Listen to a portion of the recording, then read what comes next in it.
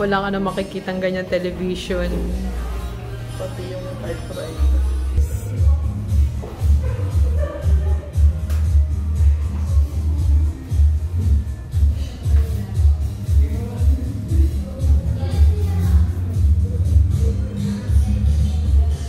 Naabot ito Nang... Oo, yung katipunan nung araw. Ako. Wow, sarap! Okay. Wow, sarap. Isa pa iselfie.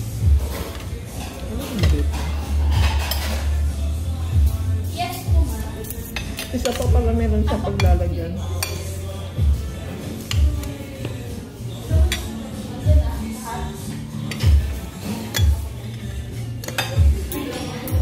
Sarap.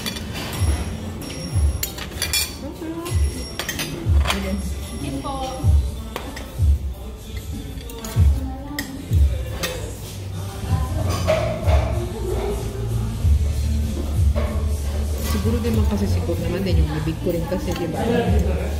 Siyempre parang nag-get used to it na kayo mag-ina, di ba? Normal na sa akin. Minsan yung pala na nanguteng ko na pala siya. Hindi na nakikitibuyan. Parang yung kahoy na naghahaplusan pag malapit sa bawat isa.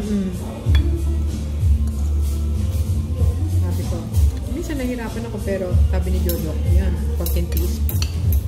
Sabi niya, magtiis ka lang, huwag mo na lang patulan. Hindi ko naman pinapatulan. Papa-take out na lang natin ito. Ang sarap na avocado.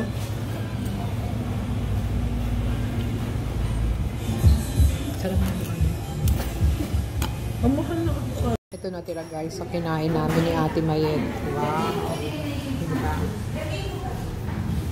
Yan ang natira.